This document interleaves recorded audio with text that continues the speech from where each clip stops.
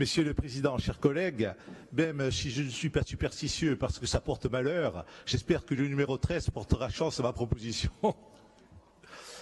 Donc, après 16 mois d'existence de la collectivité unique, compte tenu des demandes de compétences nouvelles portées par votre majorité et d'autres dont je suis, en particulier dans le domaine de l'éducation et de la santé, compte tenu du sentiment largement répandu dans la population d'une distanciation accrue du pouvoir politique territorial avec l'apparition d'un néocentralisme ajaccien, compte tenu de l'inefficacité, pour ne pas dire plus, de la Chambre des territoires actuelle, il me semble opportun de rouvrir le débat sur une organisation bicamérale de la collectivité de Corse.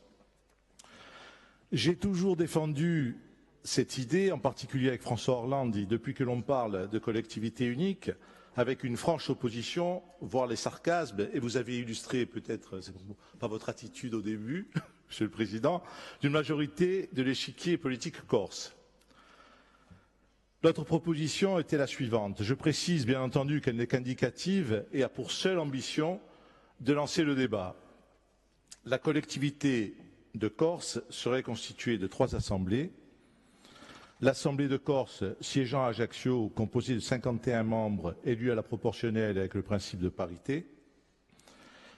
L'Assemblée des territoires siégeant à Bastia, composée de 40 membres élus par les 9 territoires définis par la collectivité territoriale en son temps, à la proportionnelle et avec le principe de parité, 4 élus pour chacun des 7 territoires, hors ceux d'Ajaccio et Bastia, qui en bénéficient chacun de 6 en raison de leur importance démographique.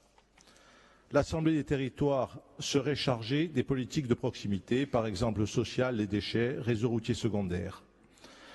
Ces 2 assemblées se réuniraient en congrès pour élire le Conseil exécutif et voter les actes budgétaires.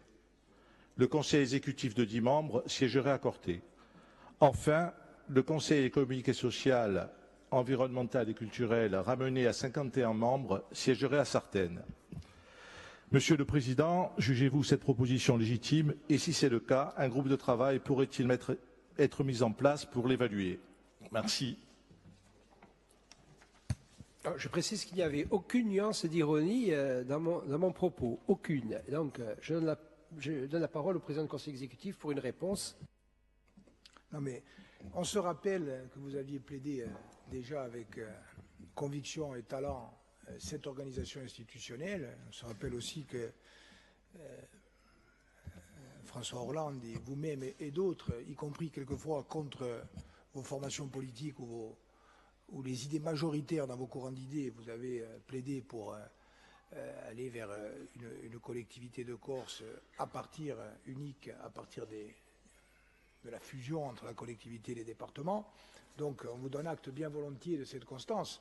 Après, pour vous répondre très directement, je ne pense pas que le moment soit venu d'engager un bouleversement institutionnel profond, parce que ce que vous proposez, c'est une refonte totale de notre organisation institutionnelle administrative, et il me semble que c'est prématuré. Alors, c'est un peu singulier que moi je vous dise ça, alors que souvent on nous a dit, mais vous voulez des réformes institutionnelles, vous feriez mieux de travailler. Donc moi je pense qu'aujourd'hui, on a une organisation institutionnelle qu'il nous reste à mener à son terme, y compris en termes d'efficacité. Il y a des propositions qui sont faites. On est sorti de 18 mois qui ont été difficiles. Je rends hommage au travail qui a été fait, notamment par l'ensemble de l'administration, et aussi à la patience et à la compréhension des élus et des citoyens par rapport à un certain nombre de difficultés qui sont inéluctables. On a aussi des propositions d'organisation différentes, je pense. La Chambre des territoires, moi je continue à penser que c'est un outil qu'il faut mieux mettre en valeur, ça dépend de nous. Nous avions évoqué la possibilité de faire siéger, si nous le souhaitions, de temps en temps, selon une fréquence à définir, notre Assemblée à Bastia dans une logique d'équité territoriale. Les travaux techniques sur ce point avaient été actés, ils ont été engagés.